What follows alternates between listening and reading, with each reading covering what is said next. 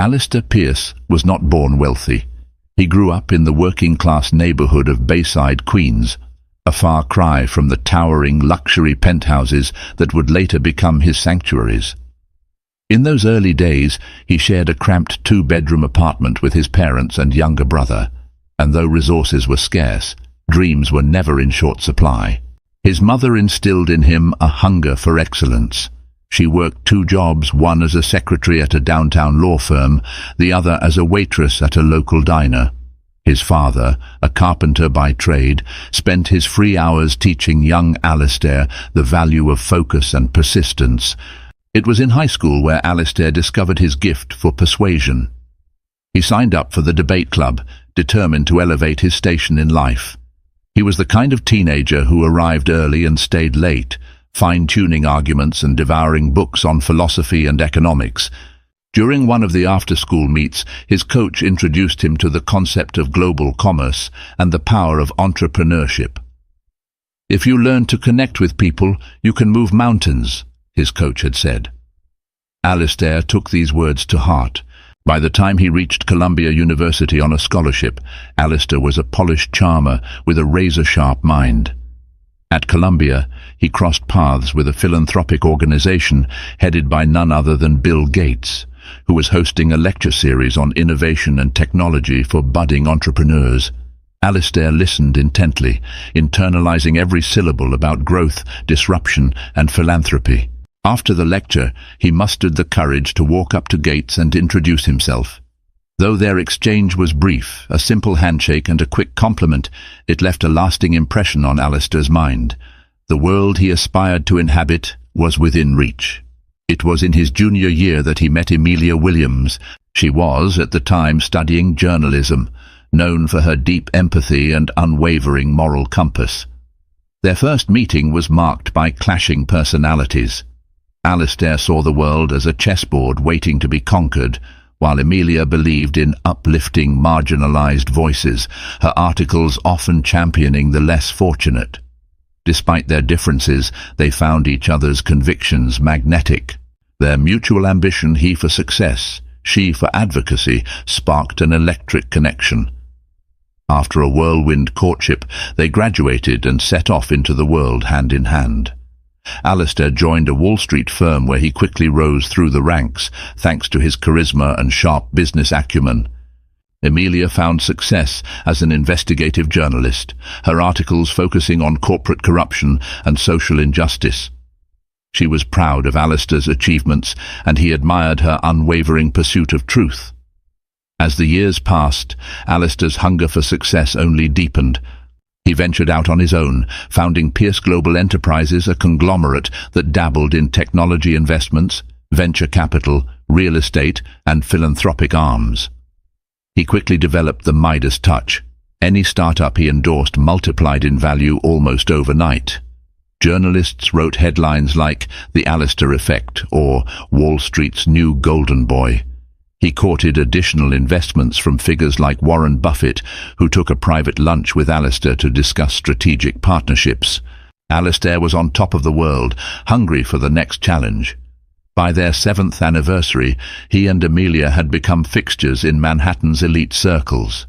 The couple often attended black-tie galas, both philanthropic and business-oriented, rubbing shoulders with names like Jeff Bezos and Martha Stewart.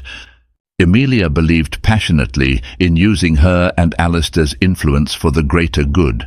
She set up her own non-profit, the Horizon Foundation, aimed at providing educational resources to underprivileged communities, not unlike the ones in which both she and Alistair had grown up. Despite their public harmony, small cracks began to form. Alistair's devotion to work turned into an obsession. Late-night dinners transformed into hurried phone calls, and weekends turned into networking events. Amelia's philanthropic work required empathy and emotional presence, attributes that seemed to be waning in Alistair. He would nod during her heartfelt explanations about Horizon's plans, but appeared distracted by his phone buzzing with endless notifications. To make matters worse, Alistair had developed a reputation as a risk-taker, not just in business, but in his personal life. Whispers circulated that perhaps the billionaire was indulging in the high life. Even as rumors were swirling, Emilia tried to maintain faith.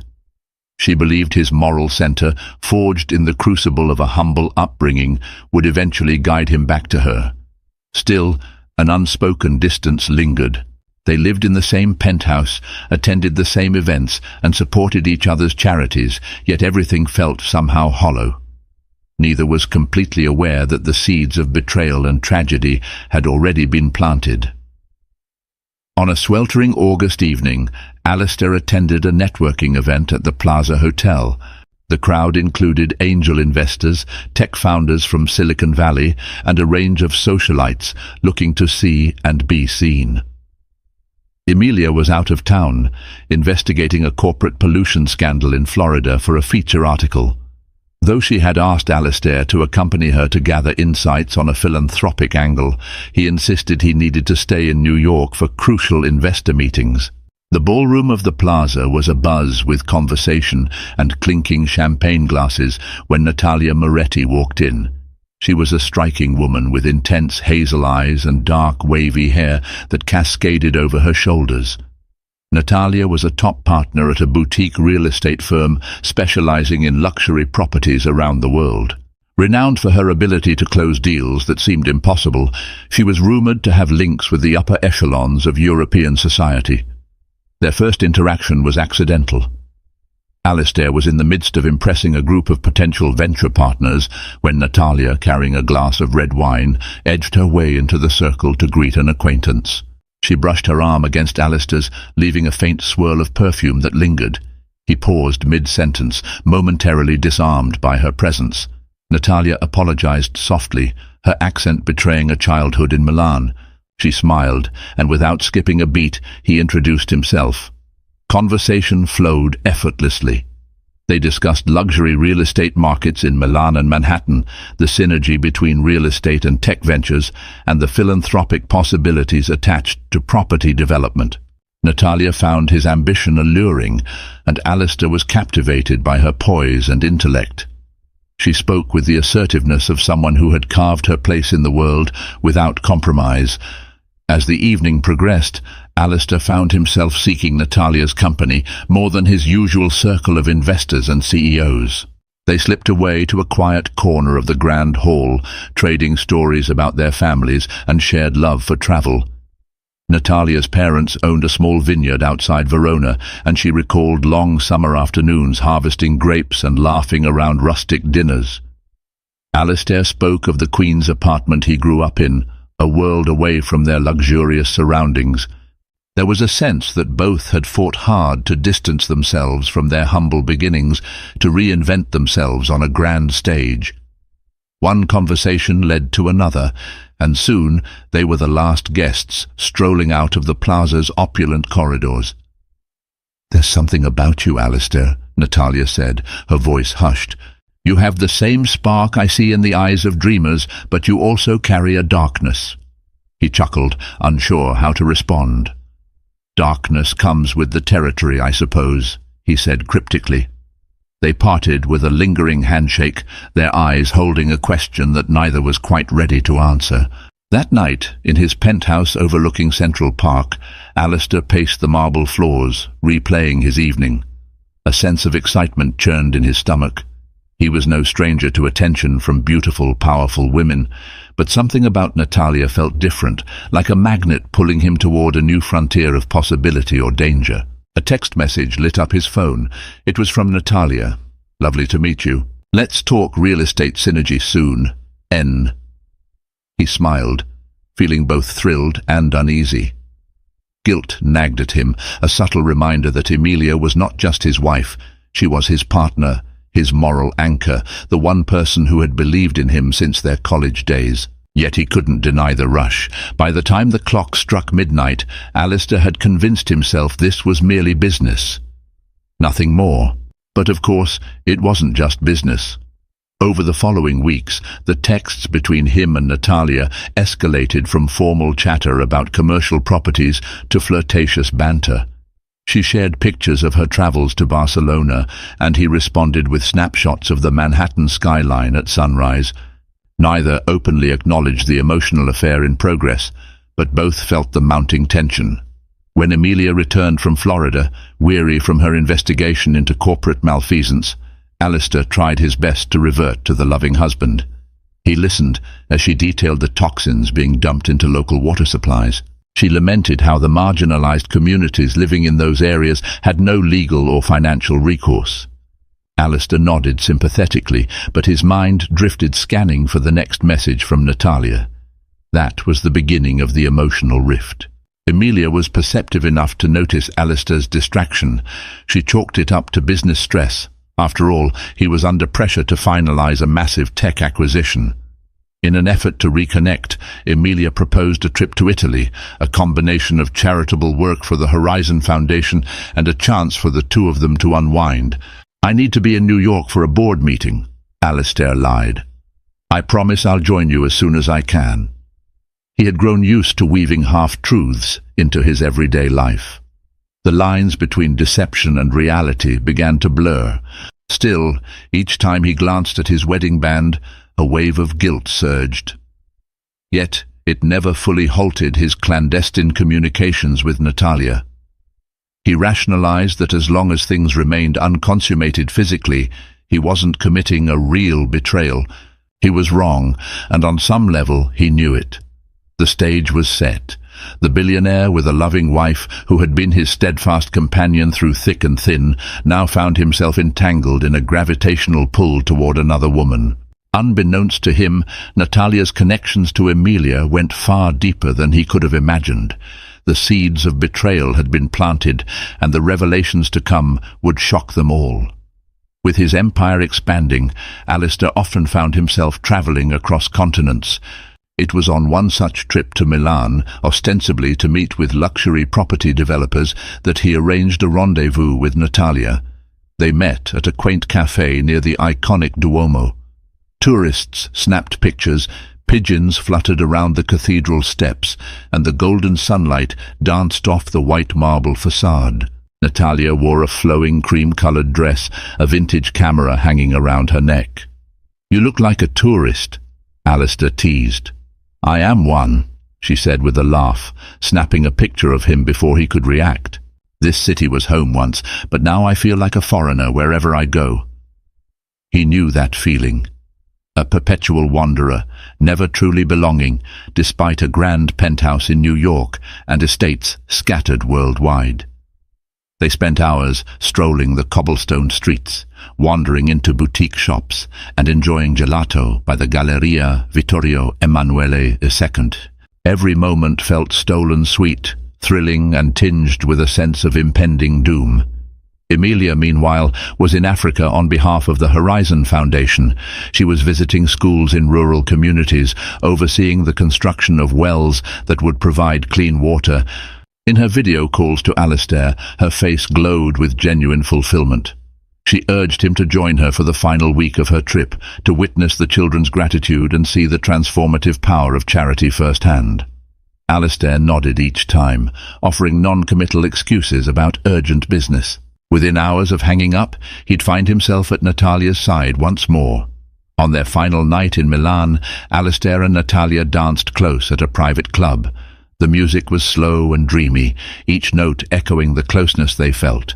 Before the night was over, he booked a lavish suite at the Four Seasons.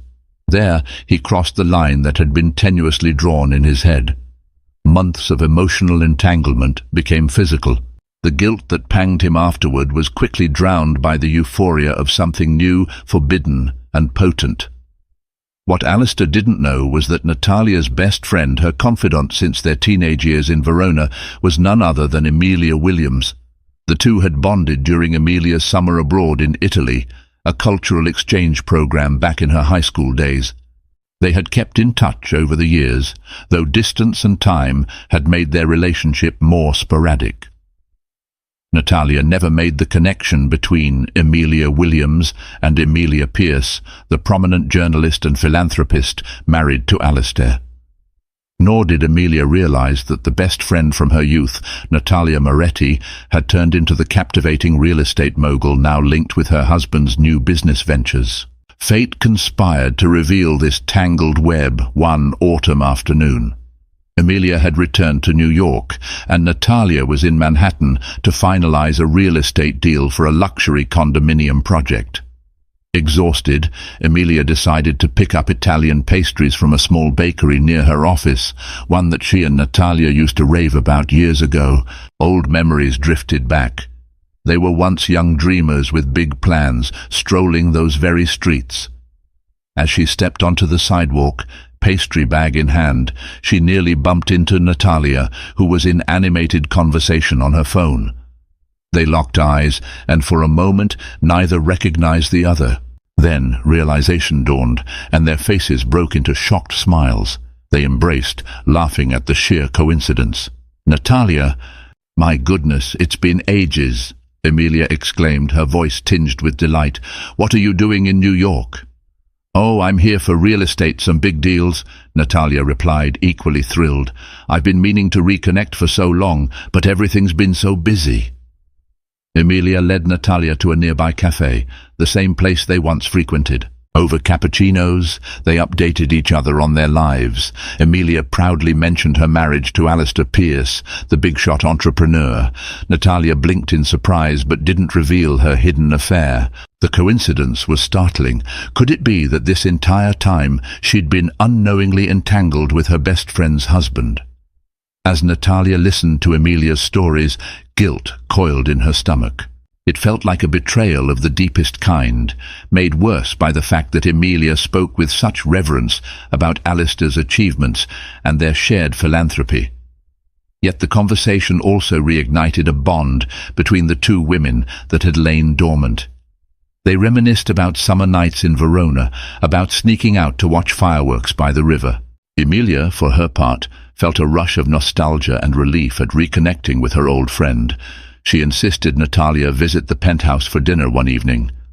"I'd love for Alistair to meet you. He admires strong, successful women. He'll be thrilled to hear about your real estate ventures," she said innocently, unaware of the landmine she was stepping onto. Natalia forced a smile, her thoughts a flurry of panic. How was she supposed to handle this? Confess outright? Disappear? She left the cafe feeling as though her world had been flipped upside down. That night, she considered calling Alistair to reveal the news. But each time she tried, her heart pounded so violently that she couldn't go through with it. She was overwhelmed by shame and fear of losing both Alistair and Emilia. Unaware of Natalia's discovery, Alistair continued to carry on as before. Business deals by day, secret messages to Natalia by night. The tension soared like a drawn bowstring, set to snap at the slightest provocation. As Natalia contemplated how to handle the situation, destiny inched closer to orchestrating a collision of heartbreak and betrayal. The day of the dinner arrived far too quickly for Natalia's liking. Emilia had texted her multiple times, brimming with excitement. "Alistair is looking forward to meeting you," she wrote, adding cheerful emojis. Each message was like a dagger of guilt, plunging deeper into Natalia's conscience. That evening, Natalia donned a modest black dress, neither too flashy nor too demure. She took extra care with her makeup, hoping to mask her anxiety. The elevator ride to the top floor of Alistair and Emilia's penthouse felt interminable, each floor dinging like a reminder of her betrayal.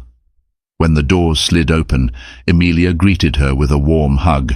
Alistair stood just behind her, wearing an impeccably tailored suit and a polite smile. The moment Alistair's eyes landed on Natalia, a jolt of shock registered in his gaze, but he quickly schooled his expression. If Emilia noticed anything amiss, she showed no sign. She took Natalia by the hand and introduced the two as though they were strangers. "Natalia, meet Alistair Pierce, my husband. Alistair, this is Natalia Moretti, my oldest friend from Italy." "It's an honor," Natalia said, her voice carefully controlled. Alistair cleared his throat, stepping forward to shake her hand. Tension radiated between them, an undercurrent only they could feel. "You have a fascinating background," Alistair said smoothly. "Emilia's told me a bit about your real estate ventures. Very impressive." Natalia forced a small laugh. "I'm still learning, but real estate has its allure." Emilia led them into the grand living area. Floor-to-ceiling windows showcased a glittering Manhattan skyline. A large, abstract painting by a famous contemporary artist adorned one wall, an anniversary gift Alistair had given Amelia years ago. Natalia wondered if Amelia had any inkling how much of a gift it would be just to know the truth right now. Dinner was a meticulously prepared affair catered by one of the city's top private chefs. Each course arrived in perfect succession, a culinary masterpiece from amuse-bouche to dessert. Emilia made lively conversation, discussing travel memories with Natalia and peppering Alistair with details about the philanthropic possibilities in partnering with Natalia's networks. Alistair kept his composure, occasionally chiming in with insights about the real estate market, but beneath the polished veneer he was unraveling. He kept sneaking glances at Natalia, trying to gauge if she intended to drop the bomb. She, in turn, did her best to ignore those anxious looks. Every time she caught his eye, she felt a swirl of sorrow and longing, along with the weight of betrayal. When dessert, an elegant chocolate mousse, was served, Emilia proposed a toast. She lifted her wineglass and smiled radiantly. To old friendships and new beginnings. Natalia, you've been such a positive influence in my life. I'm overjoyed that we can reconnect. And Alistair, she turned to him, eyes shining with pride. Thank you for being the man who supports me and stands by my side. I love you both dearly. The toast hit them like a punch to the gut. Natalia stared at the dark liquid in her glass, her stomach churning. Alistair mustered a smile but could barely speak. In that moment, Natalia felt an overwhelming urge to confess, to purge the deceit. Yet fear silenced her. She took a sip of wine, the bitter tang mirroring her tumultuous emotions. After dinner, Emilia excused herself to take a phone call regarding a breaking story. Alistair led Natalia out onto the penthouse balcony, where a gentle breeze carried the hum of the city below. The lights of Times Square flickered in the distance, painting the horizon in neon glows. This changes everything, Natalia said softly, arms folded protectively around herself. Alistair exhaled, his breath shaky. I had no idea you two even knew each other, let alone were best friends. It was years ago, but our bond is still there. Natalia shook her head, tears threatening to spill. Emilia is such a good person. This is unbearable. Alistair's chest felt tight. He reached out, but she stepped back, refusing comfort. Natalia, Don't, she cut him off. Don't say you're sorry, I was complicit in this. But now that I know who she is, who you both are to each other, I can't keep doing this. He looked away, torn between desire and guilt. I'm not ready to lose you. The confession felt more truthful than anything he'd said in months. She swallowed a lump in her throat. Then what about Emilia? He had no answer. Silence stretched between them, filled by the city's distant roar. Eventually, they rejoined Emilia inside, forging smiles. Natalia excused herself soon after, feigning an early morning meeting. Emilia walked her to the door, hugging her tight. Let's meet up soon, okay? Natalia forced a nod, her voice barely above a whisper. Yes, of course. The elevator doors closed on Natalia's conflicted face. Emilia turned to Alistair, who stood in the foyer, a shadow cast across his features. She quirked an eyebrow, noticing his strain. Are you feeling okay? You seem off tonight. Alistair mustered a tight smile. Just business stress, he lied. She didn't question further, though worry creased her brow. In the days to follow, Natalia wrestled with the moral dilemma. Should she come clean to Emilia? Should she end things with Alistair entirely? Her heart warred against her conscience, and for the first time in her life, she felt powerless. Meanwhile, Alistair clung to the illusion that he could somehow keep both women in his life, failing to see that his own deception was a ticking time bomb, poised to detonate. The days after the dinner stretched into an agonizing haze for Alistair and Natalia. They became scarce with each other. A few curt text messages were exchanged, mostly centered on business or avoiding the subject of Emilia altogether. Meanwhile, Emilia noticed that Natalia's enthusiastic chatter about reconnecting suddenly cooled. Instead of lunch dates or coffee catch-ups, Natalia claimed swamped schedules and urgent real estate deadlines. Alistair buried himself in finalizing an ambitious acquisition, a cutting-edge biotech startup focused on cancer research. On the surface, it was a philanthropic investment that aligned with Emilia's passion for social good. In reality, it served as his distraction. He told himself that by dedicating resources to a noble cause, he could somehow atone for his sins. Yet each victory in the boardroom left him feeling hollow when he returned to the penthouse at night. Emilia continued her journalistic pursuits with unrelenting zeal. The Florida pollution piece had garnered significant attention, spurring investigations into environmental crimes. She was invited to speak on major news networks about corporate accountability. Despite her professional triumphs, her personal life felt increasingly distant from her husband's. At times, she sensed Alistair's guilt, but interpreted it as overwork or high-stakes pressure. Whenever she tried to engage him in deeper conversation, he deflected, claiming exhaustion or urgent emails. Natalia was equally tormented. Her once pristine sense of integrity had been compromised by an affair with her best friend's husband. She considered disappearing, taking a lengthy trip to Europe until the ache subsided. But every time her phone buzzed with Alistair's name, her will faltered. She found ways to reply with measured politeness, refusing his invitations, but never fully severing the tie. The real estate deal she was working on in Manhattan was massive, a cluster of luxury condos near the High Line, sold at record prices. Investors clamored for a slice of the venture, propelling Natalia's reputation to new heights. But the success felt tainted, overshadowed by her personal shame. One evening, Emilia reached out, insisting on an overdue catch-up. Natalia couldn't refuse without arousing suspicion. They met in a chic wine bar in Soho. Low lighting and rustic wooden beams offered an intimate setting for the friends' reunion. Emilia was glowing. She had recently secured new funding for the Horizon Foundation, which would expand its clean water initiatives. Natalia forced herself to meet Emilia's eyes, the guilt a leaden weight on her chest. "I'm proud of you, Emmy," she said, reverting to the old nickname she used years ago. "You've always been so determined to make the world better." Emilia's smile faltered slightly, a hint of sadness creeping in. "I'm trying, but I've been worried about you. It's like you're avoiding me." Natalia fiddled with her wine glass. "It's just work," she lied. "Things have been chaotic." "I get that." Emilia reached across the table to squeeze Natalia's hand. "But we've been apart for so long, and I really care about you. If there's anything bothering you, I'm here to listen." Natalia's eyes stung with tears. She refused to shed. The moment stretched like an elastic band on the verge of snapping.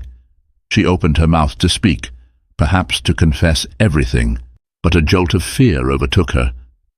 She wanted to protect Emilia from the pain, but also feared losing her forever. Instead, she smiled weakly. "I appreciate it," she said. "Things will calm down soon, I promise." The rest of the night was filled with safe topics. Memories of their teenage escapades, cultural differences, and Emilia's future travel plans. They parted ways with a warm hug. Natalia boarded a taxi with the sinking realization that each day she kept silent, the betrayal grew more painful. The next morning, Alistair was on his way to the office, checking emails on his phone in the back of his chauffeured car, when he spotted a message from Natalia. It was brief. "We need to talk. Meet me at Central Park near the Bethesda Fountain at 6 p.m. Anxious energy coursed through him. He replied in the affirmative, clearing his evening schedule. When he finally slipped away from his corporate responsibilities, the October twilight cast long shadows across the park. Tourists meandered, street performers played violins, and city dwellers jogged along the winding paths. Natalia stood by the fountain, arms wrapped around herself for warmth, gazing into the water as if it held answers. Alistair approached cautiously, noticing the faint tremor in her posture. She turned, her eyes filled with conflict. "Emilia deserves better than this," she said, voice thick with emotion. "She's my oldest friend. I can't keep living this lie." Alistair inhaled sharply. "I know it's wrong, but what do you want me to do? Tell her the truth? End everything?" The questions tumbled out, each loaded with desperation. Natalia looked at him, tears threatening to spill. "I want to stop hurting her, and frankly, hurting myself. I can't be the other woman, not to her husband." He reached out, fingers grazing hers. "What if I talk to her? Maybe what?" she snapped. "She loves you, Alistair. She sees you as a partner in life and in doing good for this world. Do you have any idea how shattered she'd be?" His throat tightened. He was caught between the reality of his affair and the love he still harbored for Emilia in some corner of his being. "I don't have all the answers, but I do know I care about you, and I'm terrified of losing you both." Natalia let out a shaky breath.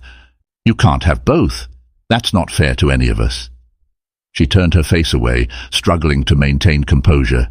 "I need space. I need time to think. Please, don't contact me unless it's something important."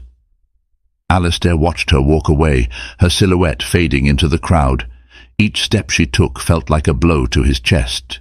For the first time, he felt the sting of consequences.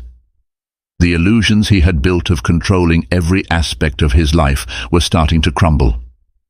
That night, Alistair returned to his penthouse later than usual. Emilia was waiting, her eyes filled with concern. "Is everything all right? You're never this late without calling." He mustered a tight smile. "Just a rough day at the office. Negotiations dragged on." The lie spilled out with familiar ease. She approached, wrapping her arms around him in a tender embrace. "I'm here if you want to talk." "You know that, right?" He swallowed hard, nodding but unable to form words. As Emilia slipped into the bedroom, Alistair lingered in the living area, the city skyline spread out before him like an indifferent witness to his secrets. He sank into a leather armchair, the enormity of his choices closing in. Despite the plush surroundings and his monumental achievements, Alistair Pierce had never felt more powerless. In the weeks that followed, Natalia avoided Alistair as much as possible. She turned down invitations to corporate gatherings where he might appear, and even refused a potential business collaboration with Pierce Global Enterprises. Instead, she diverted her focus to international markets, traveling often to Dubai and Hong Kong. Each journey was a calculated effort to create distance, not just physical miles, but emotional boundaries. Emilia, on the other hand, found herself busier than ever. The Horizon Foundation had expanded to new territories, and her investigative journalism had gained traction, bringing attention to corrupt practices worldwide. She was lauded at a gala in Washington, D.C., where she delivered a rousing speech about the responsibility of the powerful to protect the powerless. Sitting in the audience, Alistair felt a rush of conflicting emotions, pride in Emilia's accomplishments and a churning guilt. As the applause thundered, he realized how deeply he had taken her steadfast devotion for granted. Even so, he couldn't ignore the aching absence of Natalia, who had once been a source of intense excitement. The mutual friend who inadvertently brought Natalia and Emilia together again was a woman named Claudia Rossi, a fashion entrepreneur from Milan, who also spent considerable time in New York. While Claudia knew both women independently, she had never connected the dots about Emilia's marriage to Alistair. After all, Emilia usually went by her maiden name, Williams, in her journalistic and philanthropic work. One chilly evening, Claudia threw a private mixer at her newly opened boutique in Chelsea. Emilia and Natalia were both on the guest list. Despite Natalia's efforts to dodge Alistair's social circles, she couldn't refuse Claudia's heartfelt invitation without seeming rude. And so, fate brought the two women face to face again, this time without Alistair present. The boutique was a sleek modern space with minimalist decor. Soft jazz played in the background as well-dressed guests sipped champagne and perused racks of exclusive designs. Emilia spotted Natalia across the room and rushed over, eyes bright with happiness. "You're a tough woman to track down these days," Emilia teased lightly, offering her friend a hug. "How have you been? Natalia's smile was polite, but her eyes flickered with turmoil. Busy, expanding our real estate footprint to Asia, so there's a lot of travel. Emilia nodded, genuinely impressed. I can't even imagine the logistics. Meanwhile, I'm off to Mexico next week for a documentary on migrant workers. Different worlds, but at least we're both staying busy. They strolled around the boutique, flipping through racks of dresses, occasionally pausing to admire a design. Eventually, Natalia cleared her throat. Emmy, there's something I need to tell you. The seriousness in her tone took Emilia by surprise. Is everything all right?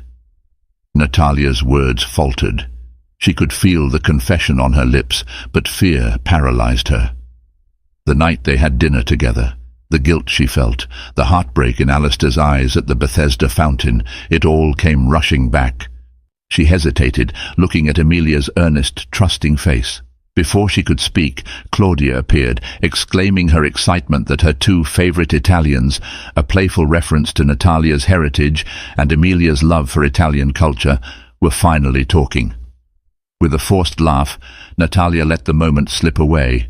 Still, the evening wasn't over. Later, after Claudia's party had thinned out, Emilia and Natalia found themselves alone in a quiet corner, sipping the last of their champagne. The tension was palpable. Emilia placed a hand on Natalia's arm, sensing her friend's distress. "You know you can tell me anything, right?" Emilia said softly. "I've been worried. You seem so restless." Natalia mustered a weary smile. "Life is complicated. I just hope you know how much you mean to me."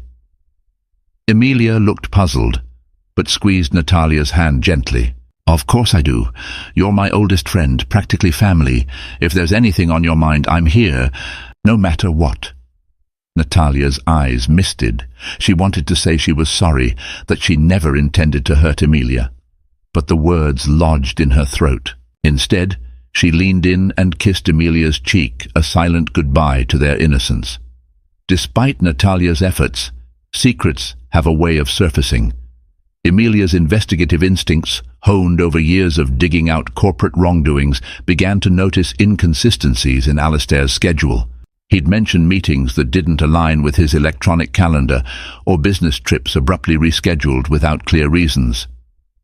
Her first real jolt of suspicion came when she stumbled upon a phone bill while organizing household documents. It contained numerous international calls to numbers she didn't recognize, made at odd hours. One of them, traced back to a Milan-based number, carried Natalia Moretti's name on a quick Google search. Emilia's heart pounded. Why would Alistair be calling Natalia so frequently, especially at times he claimed to be working late at the office? That evening she confronted him. "Alistair, what's this about?" she asked, holding up the bill. A swirl of dread filled her as she awaited his response. He blinked, scrambling for composure. "Natalia and I were discussing a possible investment in her real estate expansions. You know I look at international properties," he said in a measured tone. Emilia stared at him. "At 2 a.m, multiple times in a week?" Alistair's expression flickered with panic, but he quickly masked it. "Time zones, Emilia. She's traveling a lot, so we catch each other whenever we can. It's not unusual." Her suspicion wasn't fully assuaged, but she backed off for the moment, unwilling to believe her husband and her closest friend could betray her so deeply. Yet an unsettling feeling gnawed at her. Over the next week she quietly collected bits of evidence, text messages that didn't align with Alistair's stated whereabouts, fleeting expressions of guilt or confusion on his face whenever Natalia's name came up. The final blow came when Claudia, blissfully unaware of the situation, mentioned to Emilia that she'd seen Alistair and Natalia together at a secluded table in a Michelin-starred restaurant. Claudia assumed it was a business discussion, praising the synergy between a real estate mogul and a venture capitalist. But the way she described their body language, leaning in close, heads nearly touching, made Emilia's stomach twist in knots. That night, Emilia stayed up late, rummaging through Alistair's office for answers. She told herself she needed clarity, some objective proof, before she let her suspicions destroy her marriage. Near the back of a locked drawer, she found receipts from the Milan Four Seasons, dates that matched the time she was in Africa, an invoice for an extravagant suite, dinners for two. Emilia sank into the leather chair, her heart pounding so fiercely she thought it might burst. Trembling, she dialed Natalia's number. Her friend answered, groggy with sleep. "Emmy, it's late. Is everything okay?" Emilia's voice quivered. "Don't lie to me," she managed. "Are you having an affair with my husband?" Silence. For a moment, Emilia heard only the thudding of her own heart. Then Natalia's voice broke, saturated with guilt. "Emmy, I'm so sorry." Emilia's world collapsed. Tears streamed down her face as she hurled questions, heartbreak fueling her rage. How long? Why? Didn't she realize Emilia would be devastated? Natalia's sobbing confessions spilled out. It started as business, developed into an emotional affair, escalated in Milan. She tried to end it. She never meant to hurt Emilia. The conversation ended with Emilia throwing the phone across the room, a furious wail echoing off the penthouse walls. Alistair, awakened by the commotion, rushed into his office. He found Emilia on the floor, shaking with sobs, the phone shattered at her feet. She looked at him with eyes blazing, anger and betrayal mingling with raw heartbreak. "You lied to me," she whispered, her voice trembling. "You betrayed me with my best friend. Do you have any idea what you've done?" Alistair opened his mouth, but no words came. He reached out to touch her, and she slapped his hand away, her grief crackling into fury. "Don't touch me!" she spat. He sank onto his knees. "Emilia, I'm sorry. I never wanted you to find out like this. I never meant to." "Don't you dare say you never meant to," she shot back, tears streaking her cheeks. "Every call, every meeting, every time you kissed her, those were choices. You destroyed us." Alistair's voice choked. "I love you." Emilia laughed bitterly, a hollow sound. "You don't even know what love is." She stood up, stepping away from him as though his very presence was toxic. Gathering her phone and keys, she stormed out of the penthouse. Alistair tried to follow, but the elevator doors shut in his face, leaving him alone with a rancid cocktail of remorse and despair. Emilia sought refuge at a hotel near Central Park, checking in under a different name to avoid prying eyes. She spent days in emotional freefall, ignoring Alistair's frantic texts and calls. Meanwhile, Natalia attempted to reach her, leaving voicemails that grew increasingly desperate. Emilia deleted them all, her heart too raw to hear Natalia's voice. News of the breakup spread discreetly among New York's social elite. Whispers circulated about Alistair's infidelity, though details were murky. The press began sniffing around, but Emilia's journalistic savvy kept the story from exploding into the tabloids. She had built her career on exposing truths, yet she found herself wanting to keep this deeply personal wound out of the public arena. Alistair threw himself into damage control, not just for his reputation, but in a clumsy attempt to rectify the irreparable. He tried contacting Emilia's friends, hoping they might mediate a reconciliation. He even sent a lengthy handwritten letter to her via courier, pouring out his regret. Emilia, however, refused to open it. Her only focus was on healing herself and grappling with the profound sense of betrayal from both her husband and her best friend. Natalia, racked with remorse, considered returning to Europe indefinitely, but she couldn't bear the thought of fleeing without trying to see Emilia face to face. She emailed Emilia once. "I know you hate me. I hate myself too. If you ever want to talk, I'm here." Emilia read it multiple times, vacillating between anger, sadness, and a longing for the friend she once had. Seeking clarity, Emilia went on a work assignment. She traveled to Mexico as planned, interviewing migrant families separated by harsh immigration laws. Amid their harrowing stories, she found a strange solace in witnessing resilience.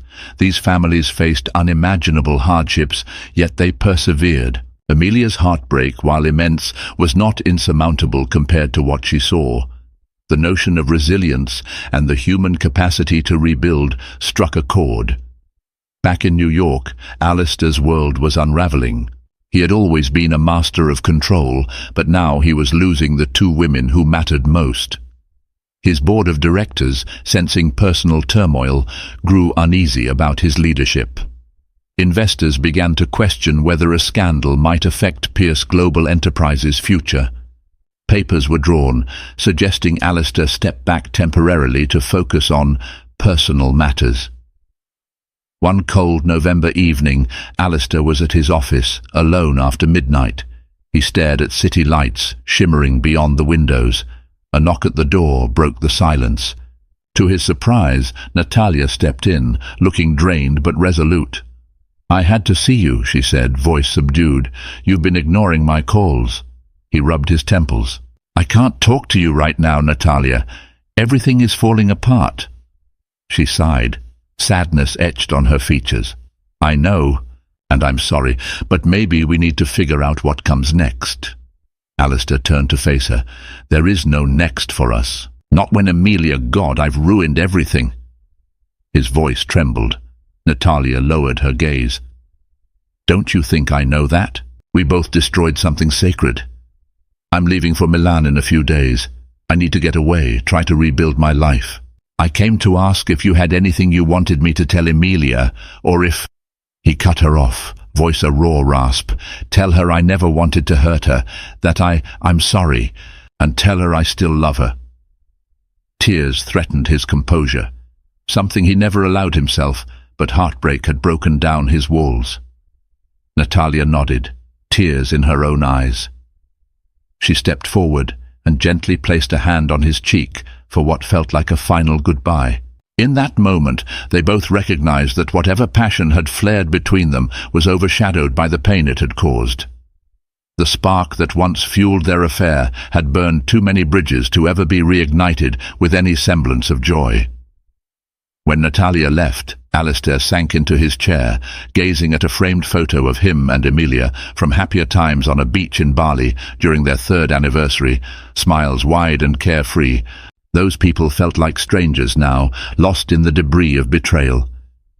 Emilia returned from Mexico with a renewed sense of purpose, but a heart still heavy.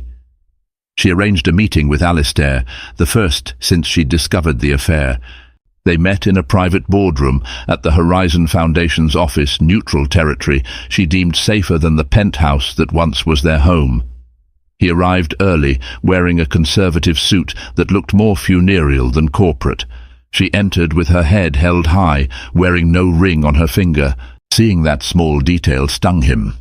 They sat across from each other at a long table. Alistair broke the silence. "Thank you for agreeing to see me." Emilia folded her arms, expression unyielding. "I'm only here for practical reasons. We have properties, charities, and financial entanglements. I want to handle them responsibly."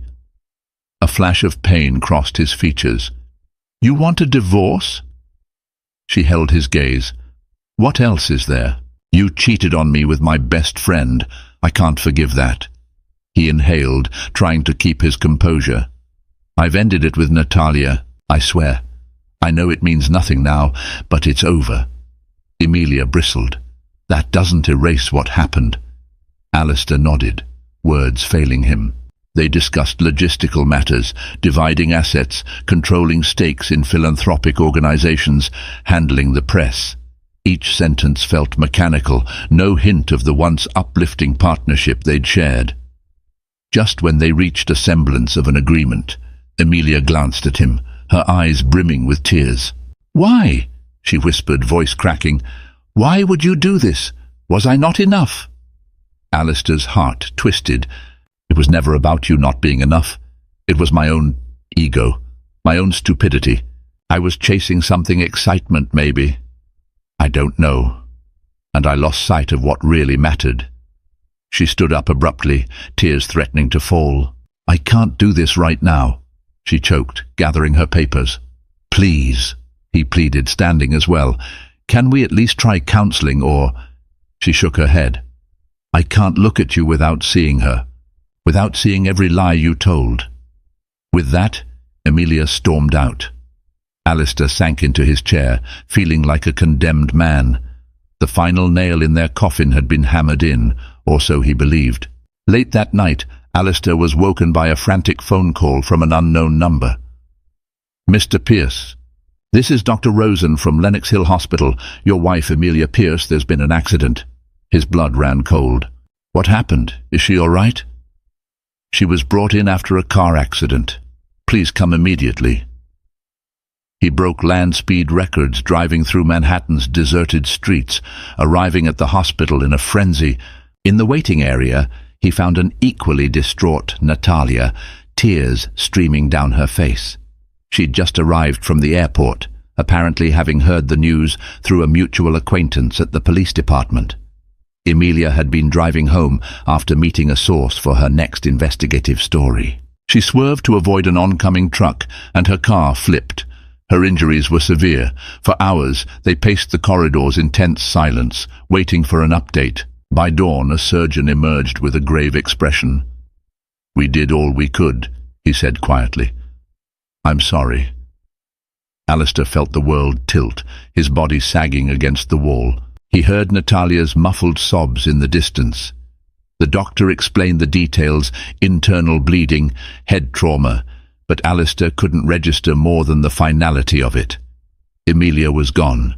The funeral was a subdued yet heart-wrenching affair. Attendees ranged from world leaders and CEOs to humble community activists, testament to how many lives Amelia had touched. Flowers filled the cathedral, and eulogies poured in from across the globe. People hailed her as a champion of justice, a beacon of philanthropy, a kind and loving spirit gone too soon. Alistair stood near the casket, emotion raw on his face. He accepted condolences from strangers and friends alike, but one by one, people drifted past, uncertain how to console a man whose betrayal had been whispered about in hushed tones. Natalia remained on the periphery, grief shadowing her features. When the ceremony ended, she tried to approach Alistair. Their eyes locked, but neither could speak. A silent understanding passed between them. Their actions had set into motion a chain of events that ended in unimaginable tragedy. In the weeks that followed, Alistair was a ghost walking the halls of an empire he no longer cared for. He vacated the penthouse, unable to face the rooms still echoing with Amelia's laughter. Instead, he took up residence in a modest apartment near the Horizon Foundation's main office, channeling all his resources into expanding Amelia's philanthropic vision. Driven by guilt, he poured millions into charitable causes. He established the Amelia Williams Pierce Scholarship Fund, granting full tuition to underprivileged youth from Queens. He funded investigative journalism grants in her name, ensuring her legacy of truth-seeking lived on. The public, learning of his anguish, softened their judgment. Some saw it as penance, others as a final tribute to the woman he had so deeply wronged. Natalia stayed in Milan for the most part, refusing to engage in any new real estate deals in New York. She kept a low profile, dedicating herself to smaller projects in her hometown. Friends remarked she was a shell of her former vibrant self, weighed down by remorse. At times, she would walk through the vineyard near Verona, remembering her and Amelia's carefree youth, tears slipping quietly. Though many presumed the affair was the cause of Amelia's fatal accident, in truth, the tragedy was simply a cruel turn of fate. No matter the circumstances, the impact was irreversible. Alistair wrestled with the idea of reaching out to Natalia, not for romance, but for closure. Ultimately, he sent one handwritten letter. "Natalia, I don't expect forgiveness from you or from myself, but I hope you find peace. I am dedicating my life to the values Amelia represented. I think that's the only way I can honor her now. Alistair." No reply came. Over time, Alistair found a fragile sense of purpose in carrying out the philanthropic endeavors Amelia had started. The Horizon Foundation expanded globally, digging wells in Africa, supporting shelters in war-torn regions, and championing investigative journalism worldwide. In every new project, Alistair saw Amelia's face, heard her voice urging him to do what was right. It was a bittersweet redemption. He could never reclaim her love, but perhaps he could keep her spirit alive. He also quietly funded a memorial in Mexico, where she had done her last investigative piece. A plaque bearing her name sat in a small school courtyard, surrounded by children who benefited from the resources she helped provide. In the end, the story of Alistair Pierce and Amelia Williams became a cautionary tale whispered in billionaire circles, a reminder that ambition and power, unchecked by genuine connection and honesty, can lead to ruin. The tragedy underscored that life's most precious bonds are fragile, and betrayal can sever them irreparably. Yet there was also a message of resilience.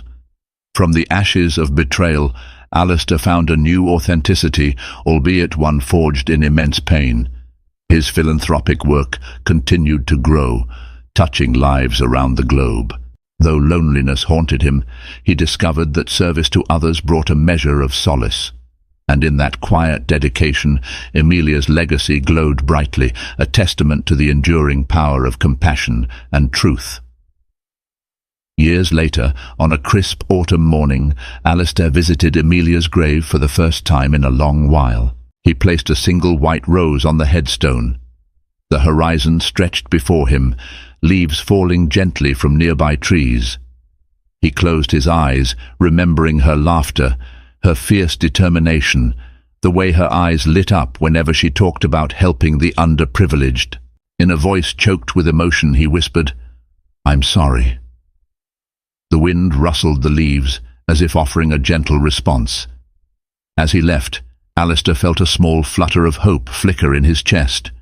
No matter how deep the sorrow, there was still the promise of redemption in kindness, resilience, and living fully by the values Amelia had championed. The echoes of tragedy lingered, but so did the belief that from the darkness of betrayal, one might still find a path toward light, an enduring connection to the love that once was, and to the best of what humanity could be. In the final reckoning, the story of Alistair, Amelia, and Natalia stood as a testament to the delicate balance between ambition and moral duty. It taught that authenticity, once lost, is devastatingly difficult to regain, and that every choice, every betrayal, has consequences that ripple out, sometimes with tragic finality. Yet, even in tragedy, seeds of redemption can take root, bearing fruit in the form of renewed compassion and commitment to a higher calling.